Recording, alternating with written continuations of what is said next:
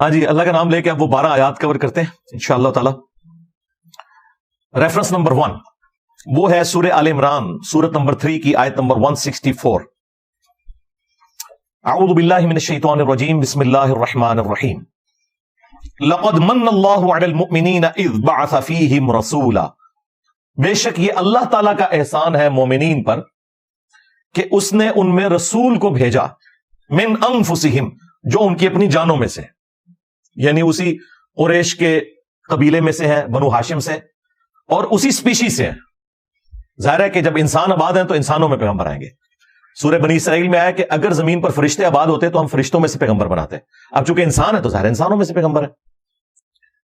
یتلو علیہم آیاتہ، ان کا منصب یہ ہے کہ ان پر آیات تلاوت کرتے ہیں قرآن کی. ویزکیہم، اور انہیں پاک کرتے ہیں قرآن کی برکت سے. ان کے دل کے اندر جو قدورتیں ہیں، جو شرکیہ عقائد و نظریات ہیں، جو اخلاقی برائیاں ہیں، ان سے ان کا تزکیہ کرتے ہیں. وَيُعَلِّمُهُمُ الْكِتَابَ وَالْحِكْمَةَ، اور انہیں کتاب اور حکمت کی تعلیم دیتے ہیں. وَإِن كَانُوا مِن قَبْلُ لَفِي ضَلَالٍ مُبِينٍ، اور اس قرآن کے نزول سے پہلے، نبی صلی اللہ علیہ وآلہ وسلم کے مبعوث ہونے سے پہلے یہ لوگ کھلی گمراہی میں تھے. کون؟ صحابہ اکرام. قرآن کے نزول سے پہلے کھلی گمراہی میں تھے، اور ہم لوگ قرآن آنے کے بعد بھی کھلی گمراہی میں، کیونکہ قرآن حکیم سے ہم اپنا تزکیہ نہیں کرتے. وَأُوحِيَ إِلَيَّ هَذَا الْقُرْآنُ لِأُنذِرَكُمْ بِهِ وَمَنْ بَلَغَ. اے نبی تم فرماؤ قرآن مجھے اللہ نے اس لیے وحی کیا تاکہ اس کے ذریعے میں تمہیں بھی تبلیغ کر دوں، اور جس تک یہ کتاب پہنچ جائے وہ بھی اسی قرآن کے ذریعے تبلیغ کرے. یہ انسٹرومنٹ آف دعوت ہے نبی صلی اللہ علیہ وآلہ وسلم کا. اب دیکھیں کتنی زبردست بات ہے. اللہ تعالیٰ نے اپنے محبوب صلی اللہ علیہ وآلہ وسلم کی دنیا میں تشریف آوری کو اپنی طرف منسوب کیا ہے کہ یہ میرا احسان ہے. یہاں آپ کو صوفیاء نے نا الٹ بات بتائی ہوئی ہے. وہ کہتے ہیں جی شیخ احمد سندی کہتے تھے میں اللہ کو مانتا ہی اس لیے ہوں کہ وہ میرے نبی کا رب ہے، اور لوگ کہتے ہیں سبحان اللہ. یار اندازہ کرو یہ نظریات کیا قرآن و سنت میں فٹ ان بیٹھتے ہیں؟ قرآن تو کہہ رہا ہے لقد من اللہ علی المؤمنین اذ بعث فیہم رسولا. یہ اللہ کا احسان ہے کہ اس نے رسول کو بھیجا. یہ الٹ بات کرتے ہیں. جامعہ ترمذی میں حدیث ہے اللہ سے محبت کرو کہ اس نے تمہیں نعمتوں سے نوازا ہے، اور مجھ سے اس لیے محبت کرو کہ میں اللہ کا رسول ہوں، اور میرے اہل البیت سے اس لیے محبت کرو کہ ان کی نسبت میرے ساتھ ہے. نبی علیہ السلام نے تو ہمیں یہ چین سکھائی ہوئی ہے، اور یہ الٹ چلتے ہیں. یقیناً نبی علیہ السلام دنیا پہ اللہ تعالیٰ کا احسان ہے، اور قرآن میں اللہ تعالیٰ نے اسپیسیفکلی قرآن کے حوالے سے فرمایا، اور ظاہر ہے کہ اسے ایکسٹراپولیٹ آپ کر سکتے ہیں. قل بفضل اللہ وبرحمتہ فبذلک فلیفرحوا. اے نبی ان سے فرماؤ کہ اللہ تعالیٰ کے فضل اور رحمت کے ملنے کے اوپر خوب خوشیاں مناؤ. تو کہتے ہیں دیکھیں قرآن میں ہے نا خوشیاں مناؤ، تو ہم اس طرح جھنڈیاں لگاتے ہیں. تو ہم کہتے ہیں بھائی یہ طریقہ بھی نبی علیہ السلام خود بتا کے گئے ہیں. صحیح مسلم میں 2750 نمبر حدیث، آپ علیہ السلام پیر کا روزہ رکھتے تھے. پوچھا گیا کیوں رکھتے ہیں؟ فرمایا فیہ ولدت وفیہ انزل علیہ، اس دن میں پیدا ہوا اور اس دن مجھ پر پہلی دفعہ وحی نازل ہوئی. یعنی جشن قرآن اور جشن ولادت مصطفیٰ صلی اللہ علیہ وآلہ وسلم، اللہ کے محبوب صلی اللہ علیہ وآلہ وسلم نے ہر پیر کو منائی. سال کے بعد نہیں، مہینے کے بعد نہیں، ہر پیر کو روزہ رکھے. باقی میں اس کی چونکہ ہسٹری پہ پہلے ڈسکشن کر چکا ہوں، میں اس کی تفصیل میں نہیں جاتا. آیت نمبر 2 دوسرا ریفرنس وہ ہے سورۃ الاعراف سورت نمبر 7 کی آیت نمبر 157. یہ بہت کریٹیکل آیت ہے. نبی علیہ السلام کے دنیا میں آنے کا مقصد کیا ہے وہ بیان ہوا ہے. اس سے زیادہ اہم چیز تو کوئی نہیں ہو سکتی. اللہ تعالیٰ نے جو آخرت میں کامیاب ہونے والے اہل ایمان ہیں نا، ان کی نشانیاں بتاتے ہوئے اسپیسیفکلی نبی علیہ السلام کے مبارک زمانے میں جو دوسرے ادیان کے ماننے والے لوگ تھے ان کو بھی اس حوالے سے گائیڈ لائنز دیں، اور مسلمانوں کو بھی، کہ کامیابی کن لوگوں کا مقدر ہونے والی ہے. الذین یتبعون الرسول النبی الامی، وہ لوگ جو کہ پیروی کرتے ہیں نبی امی کی. یہ امی کی نسبت ام القرا مکے کی طرف بھی ہو سکتی ہے، اور امی کی نسبت نبی علیہ السلام کی اس صفت کی طرف بھی ہے کہ آپ علیہ السلام لکھنا پڑھنا نہیں جانتے تھے، اور یہ آپ کا معجزہ تھا. کیونکہ سورۃ العنکبوت میں آیا کہ اس قرآن کے نزول سے پہلے نہ تو آپ کتاب سے کوئی چیز پڑھ سکتے تھے اور نہ اپنے دائیں ہاتھ سے لکھ سکتے تھے، ورنہ کافروں کو یہ چیز شک میں مبتلا کر دیتی کہ کتاب آپ نے خود لکھ لی ہے. یہ آپ علیہ السلام کے کیس میں معجزہ تھا. ہاں، شاعر ہونا ڈاکٹر اقبال کی خوبی ہے، لیکن نبی کے لیے شاعر ہونا خوبی نہیں ہے. وما علمناہ الشعر وما ينبغي له، ہم نے ان کو شعر کہنا نہیں سکھایا، اور نہ یہ ان کی شان کے لائق ہے. تو نبی علیہ السلام کا پڑھا لکھا نہ ہونا یہ آپ کی شان کے لائق تھا. یہ کوئی نعوذ باللہ جہالت نہیں ہے یا ان پڑھ ہونا نہیں ہے. اللہ تعالیٰ نے آپ کو علوم سکھائے، لیکن آپ لکھ نہیں سکتے تھے. کتاب سے پڑھ نہیں سکتے تھے کیونکہ آپ کا معجزہ قرآن تھا. لوگوں نے کہنا تھا کہ ہاں جی یہ اس نے اتنے عرصے تک خود لکھ لی ہے کتاب. یہ اس کے پیچھے حکمت تھی. تو نبی امی کی پیروی کرتے ہیں. الذی یجدونہ مکتوبا عندہم فی التوراۃ والانجیل. اور یہ نبی امی وہ ہیں کہ جن کا ذکر یہ لکھا ہوا پاتے ہیں اپنے پاس آلریڈی، جو تورات اور انجیل یعنی اولڈ ٹیسٹمنٹ اور نیو ٹیسٹمنٹ میں ہے. نبی الاسلام کا مبارک ذکر بھی اور اس فائنل ٹیسٹمنٹ قرآن کا ذکر بھی وہ آج بھی موجود ہے. آپ ڈیوٹرونومی چیپٹر نکالیں اولڈ ٹیسٹمنٹ کا، اس میں نبی الاسلام کی پیشگوئی موجود ہے. اس کے بعد gospel of John New Testament میں، اس میں نبی الاسلام کی پیشگوئی موجود ہے. چیپٹر نمبر 15 سے لے کر 18 تک وہ ایک الگ سے ٹاپک ہے. اس کے لیے آپ ڈاکٹر ذاکر نائک کی ویڈیوز دیکھ لیں، احمد دیدہ صاحب کی سملیرٹیز بٹوین کرسچینٹی اینڈ اسلام. یأمرہم بالمعروف، وہ حکم دیتے ہیں ان کو نیکی کے کاموں کا. وینہاہم عن المنکر، اور برائی سے منع فرماتے ہیں. وَيُحِلُّ لَهُمُ الطَّيِّبَاتِ، اور ان کے لیے جو پاکیزہ چیزیں ہیں ان کو حلال ٹھہراتے ہیں. وَيُحَرِّمُ عَلَيْهِمُ الْخَبَائِثِ، اور جو گندگی والی چیزیں ہیں وہ حرام کرتے ہیں. یعنی نبی الاسلام کو ظاہر ہے اللہ تعالیٰ نے شارع بنا کر بھیجا ہے، اور شریعت کا کسٹوڈین دنیا میں آن دا بہاف آف گاڈ نبی الاسلام کی مبارک ذات ہے. تو آپ حلال اور حرام چیزوں کے بارے میں بتاتے ہیں. وَيَضَعُ عَنْهُمْ إِصْرَهُمْ، اور جو ان کے اوپر بوجھ پڑا ہوا ہے وہ ان سے دور کرتے ہیں. وَالْأَغْلَالَ الَّتِي كَانَتْ عَلَيْهِمْ، اور جو ان کے گردنوں میں غلامی کے پھندے ہیں وہ دور کرتے ہیں. یعنی جو انہوں نے خود ساختہ شریعت میں اپنے اوپر کتنی پابندیاں جوز نے لگا لی ہوئی تھی، کرسچنز نے رہبانیت شروع کر دی، شادی کرنا چھوڑ دی، جنگلوں میں رہنا شروع کر دیا. اسی طریقے سے مشرکین عرب کے اندر بھی خود ساختہ کئی ایک چیزیں انہوں نے داخل کر لی تھی جس کی وجہ سے عورتوں کو بیسک رائٹس نہیں ملتے تھے، غلاموں کے کوئی حقوق نہیں تھے. اس طرح کی ساری چیزیں نبی الاسلام نے آ کے ختم فرمائی. اب سرکار بڑی کانٹے کی بات آ رہی ہے. اب اس آئینے میں ہم سب نے اپنی شکل دیکھنی ہے. فَالَّذِينَ آمَنُوا بِهِ، پس جو لوگ ایمان لائیں گے جو ان کے ساتھ نازل ہوا یعنی قرآن اور اللہ کے محبوب صلی اللہ علیہ وآلہ وسلم کی تعلیمات، اسلام، آپ صلی اللہ علیہ وآلہ وسلم پر جو ایمان لائیں. وَعَزَّرُوهُ، اور ان کی تعظیم کریں. یعنی نبی الاسلام پر ایمان لانے کے بعد سب سے ضروری چیز آپ کی تعظیم کرنا ہے. وَنَصَرُوهُ، اور جو لوگ ان کی مدد کریں. مدد کیا ہے؟ نبی الاسلام نے کوئی دنیاوی طور پہ تو کاروبار اسٹیبلش نہیں کیا. مدد یہ ہے کہ دین کے کام میں آپ نے ان کی مدد کرنی ہے. جو حضرت عیسیٰ ابن مریم نے بھی کہا تھا من انصاری اللہ، کون ہے جو اللہ کے لیے میری مدد کرے. اس سے لوگوں نے غیر اللہ کی مدد نکالی ہے. دیکھو ان لوگوں کا انٹلیکچوئل لیول کیا ہے. اور یہ تو نہیں کہ مرے ہوئے لوگوں کو حضرت عیسیٰ بلا بلا کے کہتے تھے لکھ لو قبروں سے اور میری مدد کرو. قال الحواریون نحن انصار اللہ، جو ان کے ساتھی تھے انہوں نے کہا ہم اللہ کے مددگار ہیں، اس کے دین کے مددگار ہیں. تو نبی الاسلام کے بھی صحابہ اور اہل بیت آپ کے مددگار تھے. آج ہم بھی نبی الاسلام کے اس حوالے سے مددگار ہیں کہ آپ کے دین کے لیے ہم اپنا تن من دھن لگائیں، اور اس میں سب سے پہلے ہمیں اپنی آخرت کی فکر ہے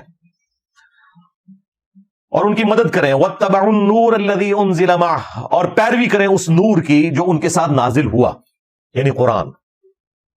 اولئک هم المفلحون، ایسے ہی لوگ ہیں جو فلاح پائیں گے. یعنی فلاح پانے کے لیے نبی الاسلام پر ایمان لانا، ان کی تعظیم کرنا، دین کے معاملے میں ان کی مدد کرنا اور قرآن کی پیروی کرنا. یہ آپ دیکھ لیں کتنے مسلمان ہیں جو یہ کام کر رہے ہیں. تو مسلمانوں کی اکثریت کے سر شرم سے جھک جائیں گے. نبی الاسلام نے اپنا حق ادا کر دیا. اور آخری درجے میں اس سے بڑی کیا بات ہو سکتی ہے کہ جب اللہ تعالیٰ کو یہ بات قرآن میں نازل فرمانی پڑے، لَقَدْ جَاءَكُمْ رَسُولٌ مِّنْ أَنفُسِكُمْ عَزِيزٌ عَلَيْهِ مَا عَنِتُّمْ حَرِيصٌ عَلَيْكُمْ بِالْمُؤْمِنِينَ رَءُوفٌ رَحِيمٌ. یعنی یہ وہ ہے جو تمہاری جانوں سے بڑھ کر تمہارے لیے حریص ہے کہ تمہارے لیے کوئی خیر خائی والا معاملہ ہو جائے، اور مومنین کے لیے رؤوف بھی ہے اور رحیم بھی ہے صلی اللہ علیہ وآلہ وسلم. اور پھر اللہ تعالیٰ فرمایا وَإِنَّكَ لَعَلَىٰ خُلُقٍ عَظِيمٍ، اخلاق کے بھی بلند ترین درجے کے اوپر فائز ہے. یعنی یہ سب کچھ سکھا کے بھی نبی الاسلام اس سسٹم کے بینیفیشری نہیں ہوئے، فاقوں میں زندگی گزری. تیسرا ریفرنس سورۃ النجم، سورت نمبر 53 کی ابتدائی آیات ہے. وَالنَّجْمِ إِذَا هَوَىٰ، قسم ہے ستارے کی کہ جب وہ ڈوبتا ہے. ستارہ تو ڈوب سکتا ہے اور ظاہر ہے اللہ تعالیٰ نے زوال رکھا ہے ہر چیز کو، لیکن ما ضل صاحبکم وما غوا، تمہارے نبی نہ کبھی بہکے ہیں اور نہ کبھی بے راہ چلے ہیں. ستارہ تو ڈوب سکتا ہے اور قسم ہے وہ ہماری قدرت کی نشانی ہے، لیکن یہ جو ہستی تمہارے پاس آئی ہیں ما ضل صاحبکم وما غوا، نہ کبھی گمراہ ہوئے ہیں اور نہ کبھی بے راہ چلے ہیں. لہذا وہ جو آیت ہے نا ووجدک ضالا فہدی، اے نبی ہم نے تمہیں اپنی محبت میں خود رفتہ پایا تو ہدایت کے اعلیٰ ترین درجے پر پہنچا دیا. یہ اعلیٰ حضرت کا ترجمہ بالکل ٹھیک ہے. یہ جو وہابیوں نے ترجمہ کیا دیوبند اور اہل حدیث نے وہ بالکل گستاخانہ ترجمہ ہے. نبی کے کیس میں جب یہ لفظ آئے گا نا ضال، تو اس میں محبت میں خود رفتہ پانا. اب کوئی پوچھ سکتا ہے اس کا اسلوب کیا ہے؟ قرآن میں موجود ہے. حضرت یوسف علیہ السلام کے بھائیوں نے جو کہ صحابہ تھے اپنے والد کے یعقوب علیہ السلام کے، اپنے ابا جان کے بارے میں کہا ان ابانا لفی ضلال مبین، بے شک ہمارے ابا جان تو یوسف کی محبت میں ڈوب چکے ہیں. حالانکہ وہاں وہی لفظ ضال آیا ہوا ہے، لیکن وہاں کیا وہ یہ تو نہیں کہہ رہے تھے ہمارے ابا جان گمراہ ہو چکے ہیں، نہیں، محبت میں ڈوب چکے ہیں.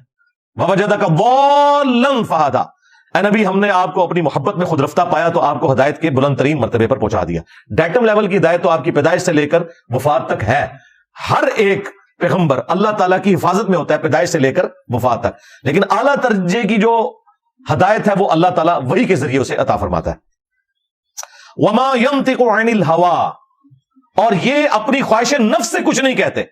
ان ہوا الا وحی یوحا، یہ وہ کہتے ہیں جو اللہ تعالیٰ انہیں وحی فرماتا ہے. یعنی نبی الاسلام کی شان ہے. اسی لیے تو ہم کہتے ہیں بھائی امام اس کو مانو جس کی قبر مدینے میں ہے صلی اللہ علیہ وآلہ وسلم، کہ جو نہ کبھی گمراہ ہوئے نہ کبھی بے راہ چلے اور اپنی خواہش سے کچھ نہیں کہتے بلکہ اللہ کی وحی کی تائید کے ساتھ بولتے ہیں.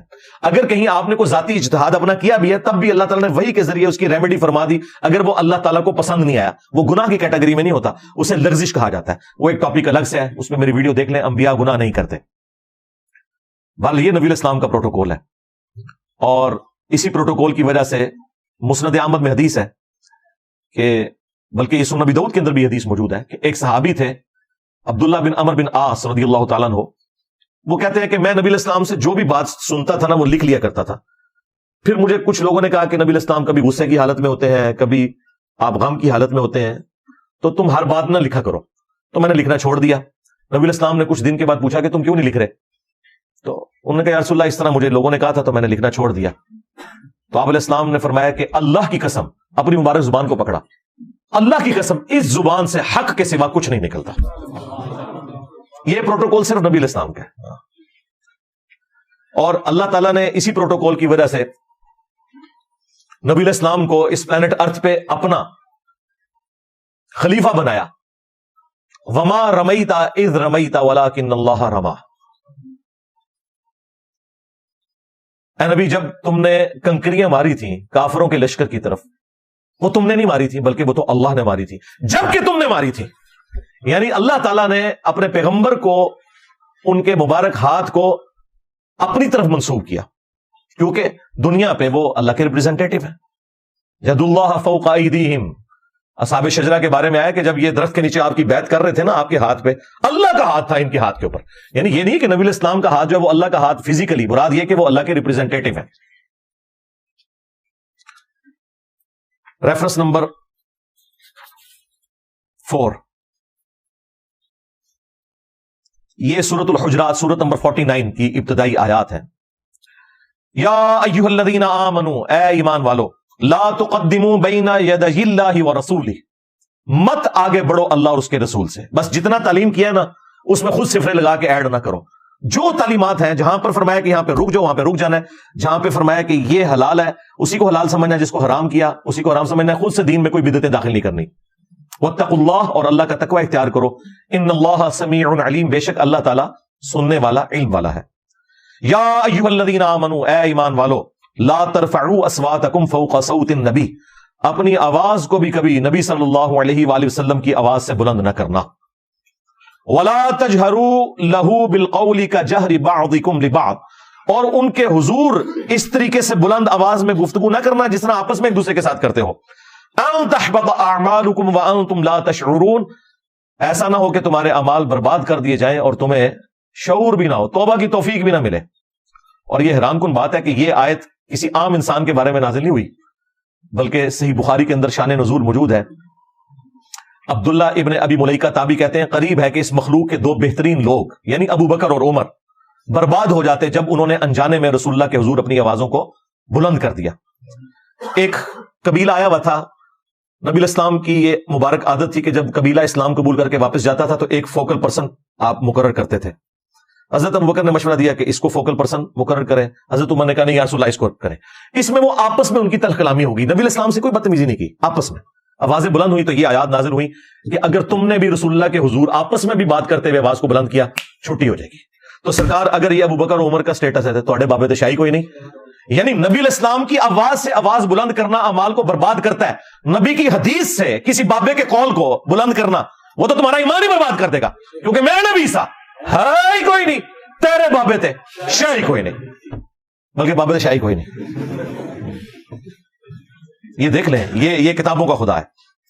اب اسی بخاری کی حدیث میں آتا ہے کہ عبداللہ ابن زبیر کہتے ہیں کہ ان آیات کے نازل ہونے کے بعد حضرت عمر اتنی آہستہ آواز میں گفتگو کرتے تھے کہ حضور کو سنائی نہیں دیتی تھی, اور آپ کہتے تھے عمر اونچا بولو مجھے آواز ہی نہیں آ رہی. اتنے ڈر گئے. پھر اللہ تعالیٰ نے اسی کا انعام دیا, اگلی آیات نازل ہوئی ان الذین یغضون اصواتهم عند رسول اللہ, بے شک وہ لوگ جو اپنی آوازوں کو پست رکھتے ہیں رسول اللہ کے حضور. اولئک الذین امتحن اللہ قلوبهم للتقوی, یہی وہ لوگ ہیں جن کے دلوں کو اللہ نے تقوی کے لیے چن لیا, یہ پرہیزگار لوگ ہیں. لہم مغفرۃ واجر عظیم, ان کے لیے مغفرت اور اجر عظیم ہے. اور مزے کی بات ہے ان آیات کو اللہ تعالیٰ نے وہ مقبولیت دی کہ روزہ شریف پہ کئی سو سال سے یہی آیات ہیں. ایگزیکٹلی روزہ شریف کی جو جالی ہے, جو سینٹرل جالی ہے, 3 پورشن میں بنی ہوئی ہے.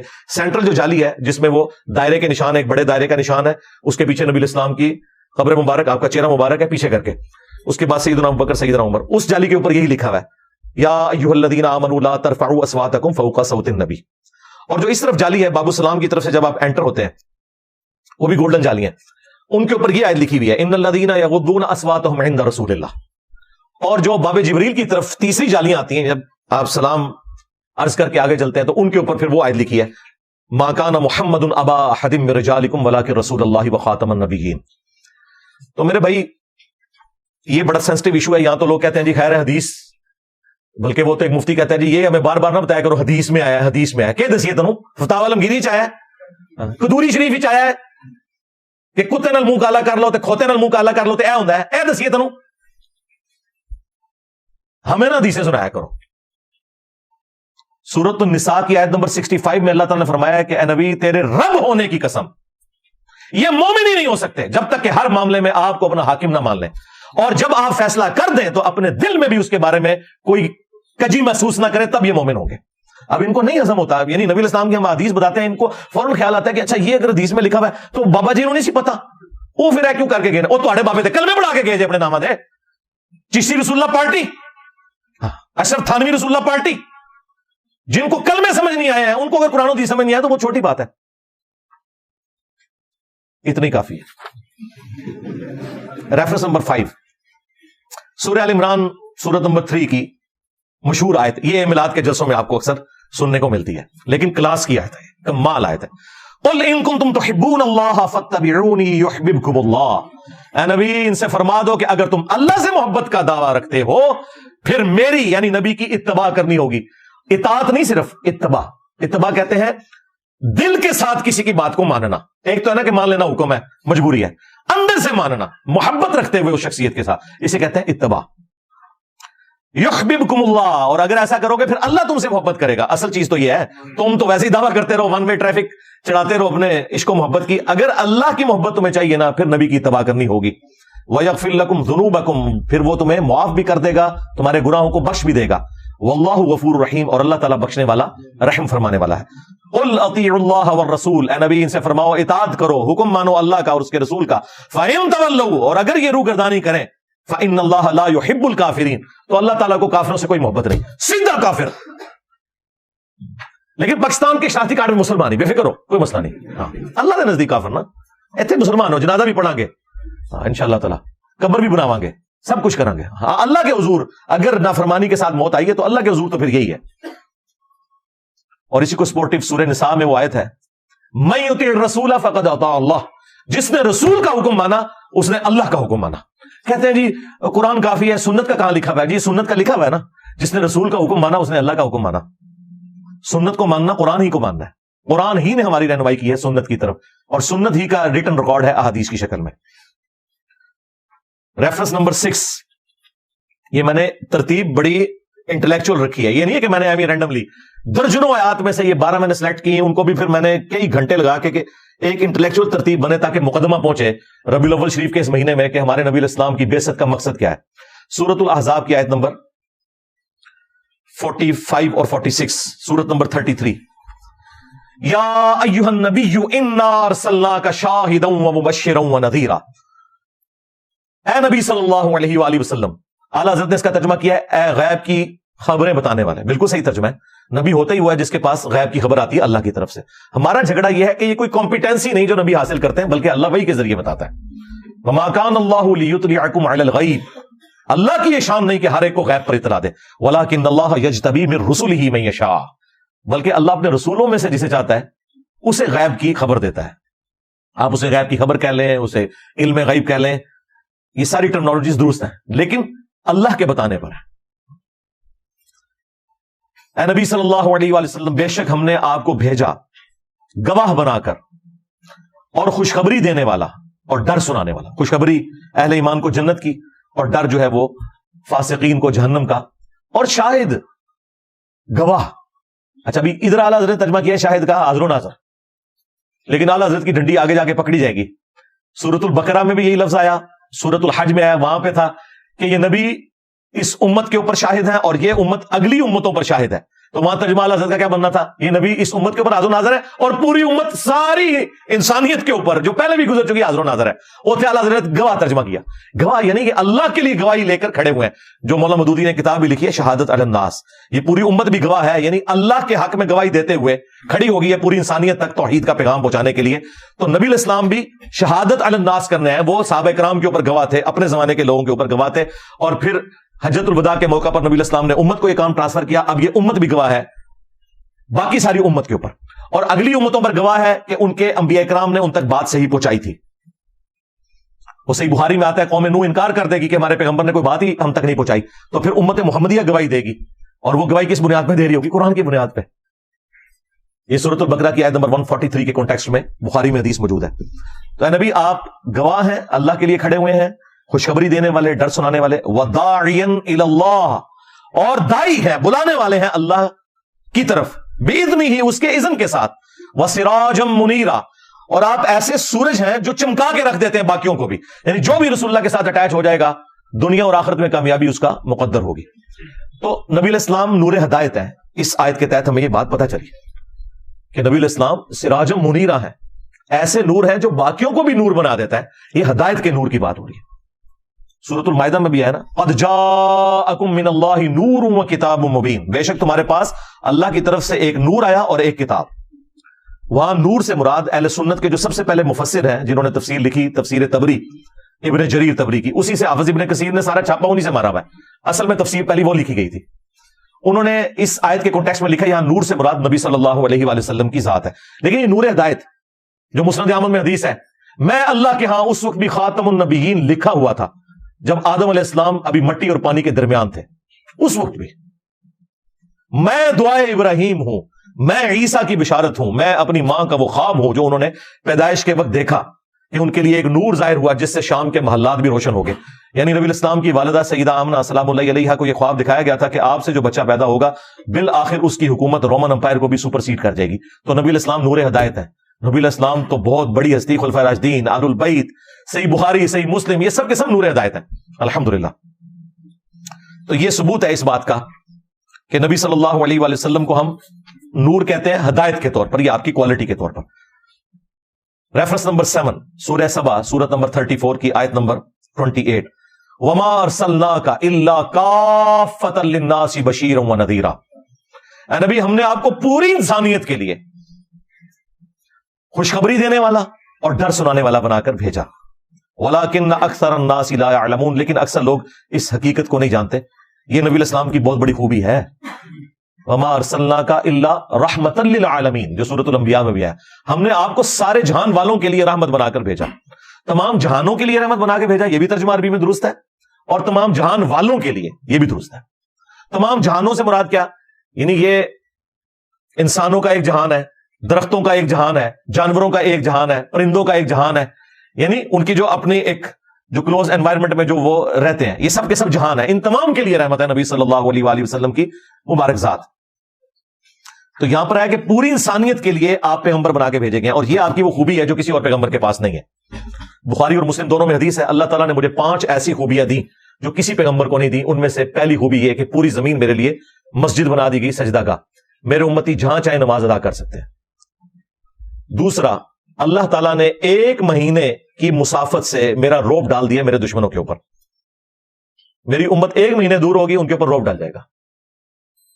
تیسرا، اگلے انبیاء قوموں اور قبیلوں کے لیے آتے تھے، مجھے اللہ تعالیٰ نے پوری انسانیت کے لیے پیغمبر بنا کے بھیجا، یہ نبی اسلام کے علاوہ کسی اور کی خصوصیت نہیں ہے۔ چوتھی چیز، اللہ تعالیٰ نے مال غنیمت میرے لیے حلال کر دیا، اگلی امتوں میں مال غنیمت یعنی جنگ میں کافروں کا چھوڑا ہوا مال حلال نہیں ہوتا تھا۔ اور 5ویں فضیلت، مجھے اللہ تعالیٰ نے شفاعت کا اذن عطا کیا ہے۔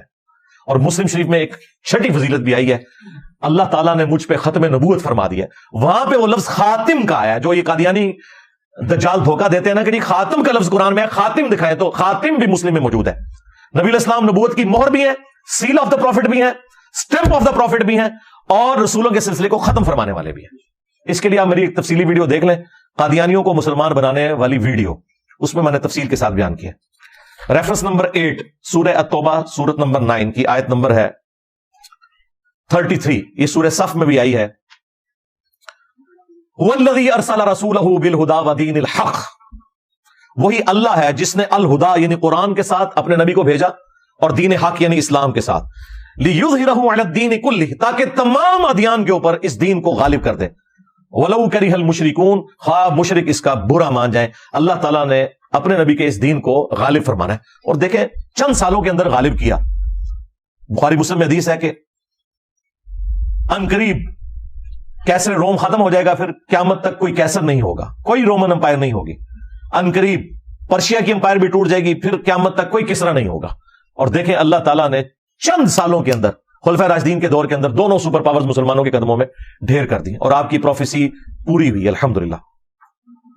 اور الٹیمیٹ جو پوری ہونی ہے پوری دنیا کے حوالے سے، وہ حدیث موجود ہے سنن نبی داؤد کے اندر کہ نبی اسلام نے فرمایا کہ قیامت اس وقت تک قائم نہیں ہوگی جب تک کہ میری بیٹی فاطمہ کی اولاد میں سے میرے ہی نام کے اوپر محمد بن عبداللہ المہدی ایک ایسا شخص نہ پیدا ہو جائے جو پوری دنیا کو انصاف سے بھر دے گا۔ باقی امام مہدی کے اوپر میری تفصیلی ویڈیوز ہیں، وہ آپ دیکھ سکتے ہیں۔ ریفرنس نمبر 9، اور وہ آیت ہے ختم نبوت والی۔ ظاہر نبی اسلام نے یہ اپنا کام تھا وہ امت کو ٹرانسفر کر کے گئے ہیں، آپ کے بعد تو نبی کوئی نہیں آنا، تو ختم نبوت کی آیت میں نے اس لیے اس کے فوراً بعد رکھی کہ یہ جو دین غالب ہونا ہے یہ نبی اسلام کی امت نے آگے آپ کی لیگیسی کو لے کے چلنا ہے۔ سورۃ الاحزاب سورت نمبر 33 آیت نمبر 40، ما کان محمد ابا احد من رجالکم ولکن رسول اللہ وخاتم النبیین، محمد صلی اللہ علیہ وآلہ وسلم تو مردوں میں سے کسی کے باپ نہیں ہے بلکہ وہ تو اللہ کے رسول ہیں اور خاتم النبیین ہے۔ وَكَانَ اللَّهُ بِكُلِّ شَيْءٍ عَلِيمًا، اور اللہ تعالی سب کچھ جاننے والا ہے۔ اب یہ آیت اسپیسیفکلی تو اس کانٹیکسٹ میں تھی کہ حضرت زید ابن حارثہ چونکہ منہ بولے بیٹے تھے نبی اسلام کے، تو انہیں زید ابن محمد کہا جاتا تھا، تو اللہ تعالیٰ نے منع کر دیا کہ منہ بولا رشتہ کوئی نہیں ہے، آپ نے جو اوریجنل باپ ہے نا ان کی طرف انہیں منسوب کر کے زید ابن حارثہ کہیں۔ اور پھر اسی کانٹیکسٹ میں یہ آیت آئی کہ محمد تو مردوں میں سے کسی کے باپ ہی نہیں، یعنی آپ کے بارے میں اللہ تعالیٰ نے پروفیسی کر دی کہ آپ کا کوئی بیٹا جوانی کی عمر کو نہیں پہنچے گا۔ اچھا ساتھ ذکر کیا ولا کہ رسول اللہ و خاتم النبیین، بلکہ وہ تو اللہ کے رسول ہیں اور خاتم النبیین ہے۔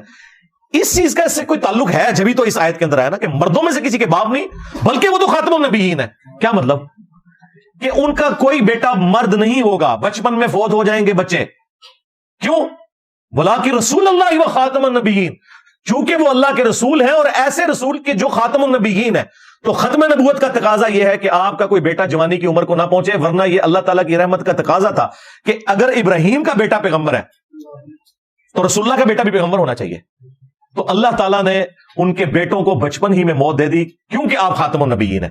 اچھا یہ جو میں تشریح کر رہا ہوں نا، یہ تشریح بالکل فٹ ان بیٹھتی ہے صحیح بخاری میں ایک صحابی کے قول کے اندر۔ صحیح بخاری میں عبداللہ ابن ابی اوفا کا قول موجود ہے، یہ 86 ہجری میں فوت ہوئے، نبی اسلام کے بعد 75 ایئرز تک زندہ رہے۔ ان سے کسی نے پوچھا کہ آپ نے اللہ کے نبی کے بیٹے کی زیارت کی ہے؟ جو بچپن میں فوت ہو گیا تھا، ان کا ہاں ابراہیم کی میں نے زیارت کی ہے، جو ماریہ قبطیہ سے پیدا ہوئے تھے، وہ تو بچپن میں ہی فوت ہو گئے، دودھ پینے کی عمر میں. اور پھر ساتھ عبداللہ ابن ابی اوفا نے کہا کہ وہ بچپن میں اس لیے فوت ہو گئے کہ نبی علیہ السلام خاتم النبیین ہے، اگر وہ زندہ رہتے تو پیغمبر ہوتے، لیکن چونکہ رسول اللہ خاتم النبیین ہیں، اللہ تعالیٰ نے بچے کو بچپن میں موت دے دی. اچھا قادیانیوں نے اب کیا دجل کیا، وہ ایک حصہ اٹھاتے ہیں کہ دیکھیں جی صحابی کہہ رہے ہیں کہ اگر نبی کا بیٹا جوان ہوتا تو نبی ہوتا، اس کا مطلب ہے کہ نبوت جاری ہے، حالانکہ آگے انہوں نے فرمایا کہ وہ مرا اس لیے ہے، اللہ نے اسے موت اس لیے دی ہے کہ چونکہ نبی علیہ السلام خاتم النبیین ہے، تو یہ تو ختم نبوت کے حق میں دلیل تھی. انہوں نے آدھی بات اٹھائی. وہ آپ میری ویڈیو دیکھیں، قادیانیوں کو مسلمان بنانے والا کلپ، اس میں میں نے ان کے سارے جو ڈرامہ بازی انہوں نے کی ہیں نا وہ ایکسپوز کی ہیں. سب سے بڑا ڈرامہ ان کے ساتھ یہ لگا ہوا ہے کہ یہ اور تو چیزیں چھوڑ دیں، اپنا نماز کا طریقہ ذرا بخاری مسلم سے چیک کریں، یہ حنفی ہیں. ہاں دیکھیں یہ بات امت کو آگے ہم نے پہلی دفعہ بتائی ہے. یہ آپ کو رفع الیدین شروع کرنے پہ کہتے تھے اے ہوں تسی قادیانی ہو جاؤ گے، اوے حنفی دیوبندی ہو، حنفی بریلوی ہو، آپ کی طرح ہی حنفی قادیانی نماز پڑھتے ہیں، ان کا رفع الیدین سے کیا لینا دینا؟ جس طرح وہ بخاری مسلم کے منکر ہیں نا، تم بھی بخاری مسلم کے منکر ہو. تو یہ جتنے بھی فرقے ہیں یہ سب کے سب اگر قرآن و سنت کے دلائل کی روشنی میں اپنے آپ کو خود چیک کریں تو انہیں پتا چل جائے گا کہ انہوں نے کیا دو نمبری کی ہوئی ہے ان کے بزرگوں نے ان کے ساتھ، بلکہ ان کے بزرگوں نے کیا کام ڈالا ہوا ہے ان کے فرقے کے ساتھ. Reference number 10، third last. اب یہ ذرا سخت باتیں شروع ہونے لگی ہیں ہمارے حوالے سے، میں نے اس کو اینڈ پہ رکھا تھا تاکہ اپنی ذمہ داری بھی ذرا ہم فیل کریں نا. وہی بات جو نبی علیہ السلام کے حق میں آئی تھی کہ آپ شاہد ہیں، جس کو انہوں نے حاضر و ناظر کہا، وہ تھا اللہ کے لیے گواہی دے کر اس انسانیت کے اوپر آپ صلی اللہ علیہ وآلہ وسلم نے حجت تمام کیا، اور اس امت نے بھی یہی کام کرنا ہے. آخری آیت ہے سورۃ الحج، سورۃ نمبر 22، آیت نمبر 78، وَجَاهِدُوا فِي اللَّهِ حَقَّ جِهَادِهِ، اور دیکھو اللہ کی راہ میں جہاد کرو جیسا کہ حق ہے. جہاد کوشش، وہ کوشش قتال بھی ہو سکتی ہے میدان جنگ میں، وہ کوشش تزکیہ نفس بھی، بلکہ مسلمان نے تو ہر وقت ہی جہاد کرنا ہوتا ہے، شیطان کے خلاف، اپنے نفس کے خلاف، اللہ کی فیور میں. هُوَ اجْتَبَاكُمْ، اس نے تمہیں چن لیا ہے اے امت محمدیہ صلی اللہ علیہ وآلہ وسلم. وَمَا جَعَلَ عَلَيْكُمْ فِي الدِّينِ مِنْ حَرَجٍ، اور تمہارے دین میں کوئی تنگی نہیں رکھی کسی بھی حوالے سے، یہ بالکل نیچر کے اوپر دین ہے. ملت ابیکم ابراہیم، پیروی کرو اس دین کی جو تمہارے باپ ابراہیم کی ملت ہے. هُوَ سَمَّاكُمُ الْمُسْلِمِينَ، جنہوں نے تمہارا نام مسلم رکھا تھا. مِن قبل وفی ھذا، اس قرآن کے نزول سے پہلے اور اس کتاب میں اللہ نے بھی تمہارا نام مسلم رکھ دیا. کس لیے؟ لیکون الرسول شہیدا علیکم، تاکہ یہ رسول تم پر گواہ ہو. یہاں پہ اللہ نے ترجمہ حاضر و ناظر نہیں کیا، گواہ کر دیا، کیونکہ آگے امت کو بھی حاضر و ناظر ماننا پڑنا تھا. وَتَكُونُوا شُهَدَاءَ عَلَى النَّاسِ، اور تم لوگوں پر اللہ کے لیے گواہی دیتے ہوئے کھڑے ہو جاؤ، اور تم لوگوں پر حاضر و ناظر. ہاں اسی میں کہتا ہوں ترجمہ آپ کسی کا بھی پڑھ لیں، ڈنڈی جہاں اس نے ماری ہے وہ پکڑی جائے گی، خود اپنے ترجمے میں اس کی ڈنڈی پکڑی جائے گی. فَأَقِيمُوا الصَّلَاةَ، بس نماز کو قائم رکھو، وَآتُوا الزَّكَاةَ، اور زکات دو، وَاعْتَصِمُوا بِاللَّهِ، اور اللہ کے ساتھ چمٹ جاؤ. اللہ کے ساتھ چمٹنا کیا ہے؟ قرآن کے ساتھ، نبی علیہ السلام کے ساتھ چمٹنا، اللہ کی رسی. وَاعْتَصِمُوا بِحَبْلِ اللَّهِ جَمِيعًا وَلَا تَفَرَّقُوا، سب کے سب مل کر اللہ کی رسی کو مضبوطی سے پکڑ لو اور فرقوں میں مت بٹو. نبی علیہ السلام نے قرآن کو اللہ کی رسی کہا ہے. غدیر خم کی حدیث، قرآن اور اہل بیت والی، مسلم شریف میں جو اوپر تلے 4 حدیث ہیں، اس میں قرآن کو اللہ کی رسی کہا گیا. اس میں ہدایت ہے، اس میں نور ہے، تم اللہ کی کتاب کو پکڑو، اس سے تعلق اپنا مضبوط کرو. اللہ کی کتاب اللہ کی رسی ہے، جو اسے پکڑے گا ہدایت پر ہوگا، جو چھوڑ دے گا گمراہ ہو جائے گا. اور پھر نبی علیہ السلام نے فرمایا دوسری بھاری چیز میرے اہل البیت ہیں، میں ان کے معاملے میں تمہیں اللہ کا خوف دلاتا ہوں. تو یہاں پر اللہ تعالیٰ نے کہا کہ اپنا تعلق اپنے رب کے ساتھ، قرآن و سنت کے ساتھ مضبوط کرو. ہوا مولاکم، وہی تمہارا پش پناہ ہے، تمہارا مولا ہے. فنعم المولا ونعم النصیر، تو کیا ہی اچھا مولا ہے اور کیا ہی اچھا وہ مددگار ہے. اللہ سے بڑھ کے کون ہو سکتا ہے؟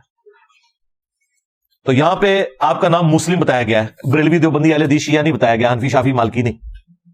وہ کہتے نہیں جی مسلمان ہی ہے نا. سرکار آپ کسی بھی بریلوی دیوبندی اہل حدیث شیعہ کی مسجد میں جائیں اور وہ آپ سے پوچھے کہ آپ کون ہیں، اور آپ جواب میں کہیں کہ میں مسلم ہوں، تو وہ آگے سے آپ کو لازمن کہے گا میں کافر ہوں. یہ وہ جو چڑ جاتا ہے، یہی اشارہ ہے کہ یہ مسلم نام سے چڑھتے ہیں. اچھا اگر کافر نہیں ہو تو کسی مسجد میں مسلم کیوں نہیں لکھتے ہو؟ اپنے تو سارے بابے سال لگائے ہوئے ہیں، حنفی دیوبندی. اہل سنت والجماعت حنفی دیوبندی، اہل سنت والجماعت حنفی بریلوی، بلکہ وہ ول وہ لکھتے ہیں اور یہ واؤ کے ساتھ لکھتے ہیں، وہ کہتے ہیں انہوں نے ول پہ ہے، جو بندیاں نو ول پہ آ جاتے بغیر ول والا جڑا دینا وہ بریلوی لکھتے تھے. مسلم کیوں نہیں لکھتے؟ بخاری مسلم میں حدیث ہے کہ قرب قیامت میں جب دجال نکلے گا اور عیسیٰ ابن مریم کے ساتھ مل کر مسلمان قتال کریں گے اس کے خلاف، تو اگر کوئی یہودی میدان جنگ میں کسی درخت یا پتھر کے پیچھے بھی چھپا ہوگا نا، تو درخت اور پتھر بھی بول اٹھے گا اور کہے گا اے مسلم میرے پیچھے یہودی ہے، اسے قتل کرتے ہیں. یعنی عام حالت میں نہیں قتل کرنا، یعنی میدان جنگ کی بات ہو رہی ہے. وہاں پہ الفاظ ہیں یا مسلم، ایھا المسلم، یا بریلوی، یا دیوبندی، یا اہل حدیث، یا شیعہ نہیں ہے. ہاں، سوائے ایک غرقت کا درخت نبی علیہ السلام نے کہا وہ پناہ دے گا جس کی کاشت اسرائیل میں کثرت کے ساتھ کی ہے انہوں نے. بڑا گھنا قسم کا درخت ہوتا ہے، ایک جھاڑی ہے درخت نما، وہ پناہ دے گا، وہ یہودیوں کا درخت ہے. تو بس اس وقت کا انتظار کریں، اور اس وقت اگر آپ کو مسلم کی صدا آئی اور آپ نے پیچھے مڑ کے نہ دیکھا، یہ سمجھتے ہوئے کہ کوئی انجینئر صاحب کا اسٹوڈنٹ ہی نہ پکار رہا ہو، تو بدبختی کی موت ہی مر جائیں گے. آج سے ہی تیاری شروع کر دیں. ریفرنس نمبر 11 سورہ التوبہ، سورت نمبر 9 کی آیت نمبر 24. یہ تو ہمارے استاد ڈاکٹر اسرار صاحب جس طریقے سے بیان کرتے تھے وہ ان کا خاصہ تھا. وہ ڈاکٹر اسرار صاحب تو قرآن پھر اس طرح بیان کرتے تھے جس طرح قرآن نازل ہوا ہے. قرآن اس طرح نہیں نازل ہوا جس طرح طارق جمیل صاحب یا غامدی صاحب بولتے ہیں. قرآن اس طرح نازل ہوا ہے جس طرح ڈاکٹر اسرار صاحب بیان کرتے ہیں. اور نبی الاسلام بھی اسی طرح بیان کرتے تھے. صحیح مسلم میں حدیث ہے کہ جب نبی صلی اللہ علیہ وآلہ وسلم منبر پر چڑھتے تو آپ کی آنکھیں سرخ ہو جاتی، آواز بلند ہو جاتی، غصے میں اضافہ ہو جاتا، جیسا کہ کوئی جرنیل اپنی فوج کو تیار کر رہا ہو. تو یہ آنکھیں سرخ ہونا، آواز کا بلند ہونا اور غصے میں اضافہ ہونا ایگریسو سٹائل میں، یہ چیز تھی جس نے صحابہ کرام میں بجلی بھری تھی. اور یہ آیت تو پھر وہ ڈاکٹر سار صاحب جس طریقے سے بیان کرتے تھے. آیت نمبر 12 24 نمبر سورہ التوبہ آیت نمبر 24. قل ان کان آباؤکم، اے نبی ان سے کھول کر یہ بات ارشاد فرما دو کہ اگر تمہارے باپ، وَأَبْنَاؤُكُمْ اور تمہارے بیٹے یعنی تمہاری اولاد، وَإِخْوَانُكُمْ اور تمہارے بھائی، وَأَزْوَاجُكُمْ اور تمہاری عورتیں، وَعَشِيرَتُكُمْ اور تمہارا سارے کا سارا کنبہ، وَأَمْوَالٌ اقْتَرَفْتُمُوهَا اور تمہارے کمائی کے مال، وَتِجَارَةٌ تَخْشَوْنَ كَسَادَهَا اور وہ تجارت جس کے ماند پڑ جانے کا ہر وقت تمہیں خدشہ لگا رہتا ہے، وَمَسَاكِنُ تَرْضَوْنَهَا اور وہ گھر جو تمہارے پسندیدہ ہیں. یہ 8 چیزیں گنوائی ہیں دنیا کی. اگر ان 8 چیزوں کی محبت، احب الیکم اگر یہ چیزیں تمہیں زیادہ محبوب ہو جائیں، من اللہ ورسولہ وجہاد فی سبیلہ، اللہ سے اور اس کے رسول سے اور اللہ کی راہ میں جہاد کرنے سے، فتربصوا تو پھر انتظار کرنا، حتی یأتی اللہ بامرہ یہاں تک کہ اللہ تعالیٰ کا حکم عذاب تم پر آ پہنچے. واللہ لا یہدی القوم الفاسقین اور اللہ تعالیٰ فاسق لوگوں کو ہدایت نہیں دیتا. بلکہ ڈاکٹر سار صاحب جب بولتے تھے نا تو ساتھ کہتے تھے فتربصوا تو دبا ہو جاؤ، حتی یأتی اللہ بامرہ یہاں تک کہ اللہ تعالیٰ کا حکم عذاب آ پہنچے، انتظار کرو. اللہ اکبر. یہ آیت ہے جس میں اللہ تعالیٰ نے دنیا کی 8 چیزیں گنوائی ہیں اور کہا ہے کہ یہ ظاہر ایک سمبل کے طور پر ہے، اس ساری چیزیں اسی کیٹیگری میں فال کرتی ہیں. اگر ان کی محبت اللہ رسول سے بڑھ جائے، اللہ کی راہ میں جہاد سے بڑھ جائے تو پھر فارغ ہو. سورہ الاحزاب کے سٹارٹ میں اللہ تعالیٰ نے فرمایا النبی اولی بالمؤمنین من انفسہم وازواجہ امہاتہم، نبی مومنین کی جانوں سے بڑھ کر ان پر حق رکھتے ہیں اور نبی کی بیویاں امت کی مائیں. یعنی ہماری جان سے بھی بڑھ کر ہم پر جس کا حق ہے نا وہ شخصیت ہے جس کی قبر مدینے میں ہے، جو ہمارے روحانی باپ ہیں کیونکہ ان کی بیویاں امت کی مائیں ہیں. بخاری اور مسلم دونوں میں حدیث ہے اس شخص نے ایمان کی حلاوت چکھ لی جس میں 3 نشانیاں ہیں. نمبر 1 اللہ اور اس کا رسول اسے پوری دنیا میں ہر چیز سے بڑھ کر محبوب ہو جائیں. نمبر 2 دوستی اور دشمنی کا معیار اللہ کی ذات. اور نمبر 3 کفر کی طرف لوٹایا جانا اس کے لیے اتنا ہی مشکل ہو جائے جتنا زندہ آگ میں جلنا، یعنی وہ زندہ آگ میں جلنے کے لیے تیار ہو جائے لیکن اپنا دین نہ چھوڑے تو پھر اسے ایمان کی مٹھاس مل جائے گی. پھر بخاری اور مسلم دونوں میں حدیث ہے تم میں سے کوئی شخص اس وقت تک مومن ہی نہیں ہو سکتا جب تک کہ میں اسے اس کے ماں باپ، اولاد، سب لوگوں سے بڑھ کر عزیز نہ ہو جاؤں. تو یہ نبی علیہ السلام کیا بتا رہے تھے؟ نبی اسلام یہ بتا رہے تھے کہ ماں باپ تشائی کوئی نہیں، بابے تشائی کوئی نہیں، جہاں میری بات آ جائے. ہاں یہی بات ہے نا. یہاں جناب مائیں کہتی ہیں میں دودھ نہیں بخشاں گی جے تو داڑھی رکھ لیتے. ہاں تو ایسے ماں باپ کو پھر یہ بتانا چاہیے نا کہ میرے نبی سا ہے ہی کوئی نہیں، اما ابا جی تسی تشائی کوئی نہیں. کیونکہ میرے نبی کے مقابلے پہ کھڑے ہو گئے. اور یہ سب سے ہلکا جملہ جو ہم بول سکتے ہیں. ادروائز تو ان کو کہنا چاہیے کہ اپنے ایمان کی فکر کرو، تم خود بھی مسلمان رہے ہو کہ نہیں بغاوت پہ اتر کے. اور پھر صحیح بخاری میں ایک حدیث ہے، نبی الاسلام اور سیدنا عمر ایک دفعہ ہاتھ میں ہاتھ ڈال کے چہل قدمی کر رہے تھے. تو حضرت عمر نے دیکھا نبی الاسلام نے اتنی شفقت کی ہے تو تھوڑے فرینک ہوئے. ان کا یا رسول اللہ پوری دنیا میں سب سے بڑھ کر آپ مجھے محبوب ہیں سوائے میری جان کے. اچھا وہ سمجھ رہے تھے میں نے بہت کارنامہ کر دیا. ہاں نبی الاسلام نے فرمایا نہیں بلکہ تیری جان سے بھی بڑھ کر. تو ان کا یا رسول اللہ ہاں آپ مجھے میری جان سے بھی بڑھ کر عزیز ہے. پھر آپ نے فرمایا اب تیرا ایمان مکمل ہوا ہے. اچھا انہوں نے سچ بولا. انسان کو اپنی جان سے آگے تو کوئی چیز نہیں ہوتی، لیکن نبی الاسلام کے سامنے سچ بولنے کی برکت یہ ظاہر ہوئی کہ آپ علیہ السلام نے اس بات کو کھول دیا کہ بھائی یہ بھی ایمان مکمل نہیں ہے جب تک کہ اپنی جان سے بھی بڑھ کر مجھے عزیز نہیں سمجھو گے. اور اس کا مطلب قطعاً یہ نہیں ہے کہ آپ نے لبیک یا رسول اللہ کے نعرے ہی لگانے ہیں خالی اور عمل کوئی نہیں کرنا. ختم نبوت کا نام لینا ہے اور چلانی ہے جو اپنی کاز اینٹی قادیانی کاز چلانی ہے، اینٹی چشتی رسول اللہ، اینٹی تھانوی رسول اللہ بات ہی نہیں کرنی کیونکہ اس میں اپنے فرقے کے خلاف ہو جائیں گے. تو یہ ختم نبوت کا کام نہیں ہو رہا، یہ اینٹی قادیانی کام ہے. ختم نبوت یہ ہے کہ خواہ غلام احمد قادیانی دجال ہو یا کوئی اور دجال ہو، وہ کسی بھی فرقے کا بزرگ ہو، جس نے ختم نبوت کے اوپر ڈاکہ مارا ہے سب کو ایک ہی کٹہرے میں لا کر کھڑا کیا جائے. آخری ریفرنس نمبر 12. آپ گیس کریں کہ آخری ریفرنس کیا ہو سکتا ہے. اس کے بعد تو کسی کی گنجائش ہی نہیں تھی. تو یقیناً یہ 11واں ریفرنس یہ آخری تھا. یہ جو 12واں ریفرنس ہے جو اللہ کے محبوب علیہ السلام کا احسان ہے اس امت کے اوپر، اس کے کانٹیکسٹ میں اللہ تعالیٰ نے امت کے اوپر ایک چیز فرض کر دی ہے. سورۃ الاحزاب سورت نمبر 33 آیت نمبر 56. ان اللہ وملائکتہ یصلون علی النبی یا ایھا الذین آمنوا صلوا علیہ وسلموا تسلیما اللہم صل علی محمد وعلی آل محمد کما صلیت علی ابراہیم وعلی آل ابراہیم انک حمید مجید اللہم بارک علی محمد وعلی آل محمد کما بارکت علی ابراہیم وعلی آل ابراہیم انک حمید مجید. السلام علیکہ ایھا النبی ورحمۃ اللہ وبرکاتہ. یہ آیت جب نازل ہوئی تو صحابہ کرام نے کہا یا رسول اللہ آپ نے ہمیں سلام تو سکھا دیا ہے، السلام علیکہ ایھا النبی، ہم آپ پہ درود کیسے پڑھیں؟ اور بخاری کے تو الفاظ ہیں ہم آپ اور آپ کے اہل البیت پر کیسے درود پڑھیں؟ تو پھر نبی علیہ السلام نے یہ درود ابراہیمی تعلیم فرمایا. اس کا جو پہلا حصہ یہ بھی پرفیکٹ ہے، اللہم صلی علی محمد وعلی آل محمد. تو یہ امت کے اوپر اللہ تعالیٰ نے اوبلیگیٹری ٹھہرا دیا کہ آپ صلی اللہ علیہ وآلہ وسلم کے لیے دعائے رحمت کرنی ہے، دعائے سلامتی کرنی ہے، اگرچہ اس کا فائدہ ہمیں ہی ہے.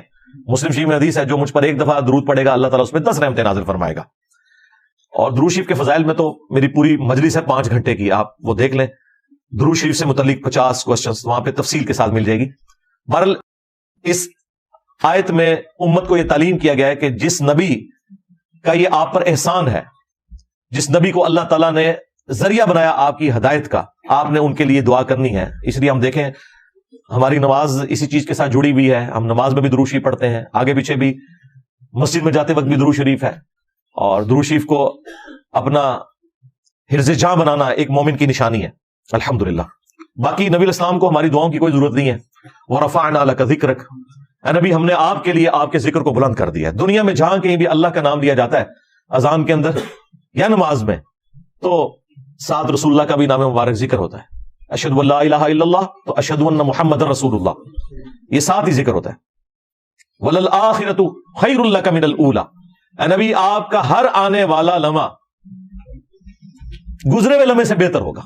اس وقت نبی الاسلام کی جو زندگی ہے اللہ کی جنت میں وہ اس زندگی سے بہتر ہے جو آپ دنیا میں گزار کے گئے ہیں. اور آپ کی قیامت کے دن کی زندگی اس برزخ کی زندگی سے بہتر ہوگی.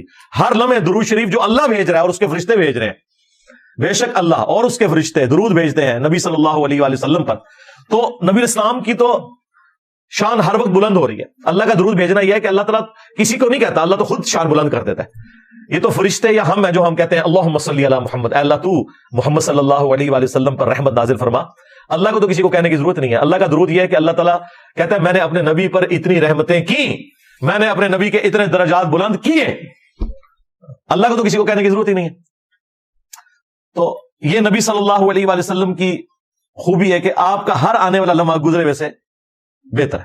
وَلَسَوْفَ يُعْطِيكَ رَبُّكَ فَتَرْضَىٰ، اور اے نبی وہ دن بھی آنے والا ہے ہم آپ کو اتنا دیں گے کہ آپ اپنے رب سے راضی ہو جائیں گے، اور وہ دن ہے قیامت کا دن. ہاں وہ صحیح مسلم میں حدیث ہے کہ نبی الاسلام ایک دفعہ بیٹھے ہوئے رو رہے تھے، تو حضرت جبرائیل علیہ السلام کو اللہ تعالیٰ نے بھیجا اور کہا کہ ہمارے محبوب کو سلام کہو کہ پوچھو کیوں رو رہے ہو. تو نبی علیہ السلام نے کہا میری امت میری امت. تو اللہ تعالیٰ نے پیغام بھجوایا کہ انہیں سلام کہو اور کہو کہ ہم آپ کی امت کے معاملے میں آپ کو قیامت والے دن رسوا نہیں کریں گے. تو یہ شفاعت ملنی ہے. عَسَىٰ أَن يَبْعَثَكَ رَبُّكَ مَقَامًا مَحْمُودًا، عنقریب وہ وقت آنے والا ہے کہ ہم تمہیں ایسے مقام پر فائز کریں گے اے نبی جہاں ہر شخص تمہاری تعریف کر رہا ہوگا. مقام محمود وہ مقام جہاں پر جو بندہ فائز ہے اس کی تعریف کی جائے. نبی اسلام کے لیے وہ مقام محمود ہے. وہ بخاری مسلم میں تفصیلی حدیث ہے کہ تمام انبیاء سے ہو کر اینڈ پہ نبی اسلام کے پاس لوگ آئیں گے اور آپ کی دعا کی برکت سے شفاعت کا دروازہ کھلے گا. اور پھر جب شفاعت کا دروازہ کھلے گا پھر باقی انبیاء بھی شفاعت کریں گے، اللہ کے نیک بندے بھی شفاعت کریں گے، فرشتے بھی شفاعت کریں گے. لیکن نیک بندے وہ جنہوں نے اللہ کی عبادت کی ہوگی، جنہوں نے اپنی عبادت کروائی ہے اور گئے ہاں دنیا سے میری زبان تو گئے آخرت اللہ دے عذاب گئے. ہاں جنہوں نے کمٹمنٹ کے ساتھ زندگی گزاری ہے وہ شفاعت کریں گے، اس میں کوئی شک نہیں ہے. لیکن دروازہ نبی اسلام کی مبارک دعا پہ کھلے گا. مسلم شریف میں واضح حدیث ہے سب سے پہلے قیامت والے دن میں قبر سے نکالا جاؤں گا، سب سے پہلے میں شفاعت کروں گا، سب سے پہلے میری شفاعت قبول کی جائے گی. اور مسلم شریف میں ایک اور حدیث ہے سب سے پہلے میں جنت کا دروازہ کھٹکھٹاؤں گا اور داروغہ جنت پوچھیں گے کون، میں کہوں گا محمد. تو وہ کہیں گے کہ مجھے حکم بھی یہی تھا کہ آپ کے نام کے اوپر دروازہ کھلے گا صلی اللہ علیہ وآلہ وسلم. تو نبی اسلام کو کسی چیز کی ضرورت نہیں. انا اعطیناک الکوثر، نبی ہم نے آپ کو ہر معاملے میں خیر کثیر عطا فرمائی ہے. آپ کی اولاد بھی کثرت سے، آپ کی شانیں بھی کثرت سے، آپ کی امت بھی کثرت سے. بخاری مسلم میں حدیث ہے کہ جنتیوں کا نصف میری امت سے ہوگا، آدھے جنتی میری امت سے ہوں گے.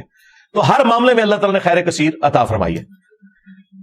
فَصَلِّ لِرَبِّكَ وَانْحَرْ، تو آپ اپنے رب کے لیے نماز پڑھیں، قربانی کریں. إِنَّ شَانِئَكَ هُوَ الْأَبْتَرُ، بے شک آپ کا دشمن وہی بے نام و نشان رہے گا، آپ کی شان تو بلند ہوتی رہے گی.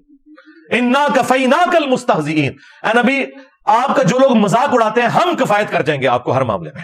دیکھ لیں جتنا انہوں نے نبی الاسلام کو ملائن کیا پچھلے 100 سالوں میں، آپ کو پتا ہے 60,000 کتابیں لکھی گئی ہیں نبی الاسلام کے خلاف. دنیا میں کسی انسان کے خلاف اتنی کتاب نہیں لکھی گئی. لوگ کہتے ہیں جناب جی انجینئر صاحب سارے مولوی انجینئر صاحب کے خلاف ہو گئے نے. سرکار انجینئر نے نبی الاسلام کی مبارک دعوت کا جب بیڑا اٹھایا ہے تو یہی کچھ ہوگا، کیونکہ اس پلانٹ ارتھ پہ سب سے زیادہ مخالفت جس شخصیت کی ہوئی ہے نا وہ شخصیت ہے جن کی قبر مدینے میں. 100 سال میں 60,000 کتابیں لکھی گئی ہیں. اور ان 100 سالوں میں جتنی تیزی سے اسلام پھیلا ہے پہلے 1300 سال میں بھی نہیں پھیلا. سب سے بڑی بات آپ دیکھ لیں 58 اسلامی ملک بن چکے ہیں. 8 سے 100 سال پہلے تو یہ سارے کنکلوڈ کر بیٹھے تھے جب آٹومان امپائر بھی ٹوٹ گئی، سارے کے سارے مسلمان محکوم ہو گئے. کسی نے سوچا تھا کہ یہ 100 سال بعد 58 اسلامی ملک ہو چکے ہوں گے؟ نبی الاسلام کا مبارک انقلاب وقتی طور پر اگر حکومتی لیول پہ نہ بھی نظر آئے تب بھی عوام میں وہ لیگیسی اسی طریقے سے چل رہی ہے. اور اللہ تعالیٰ اپنے نبی صلی اللہ علیہ وآلہ وسلم کے دشمنوں کے خلاف خود انہیں کفایت فرمانے والا ہے. انا کفیناک المستہزئین. صلو علی محمد وآل محمد، اللہم صلی علی محمد وعلی آل محمد واصحاب محمد وازواج محمد وامت محمد اجمعین الی یوم الدین، آمین.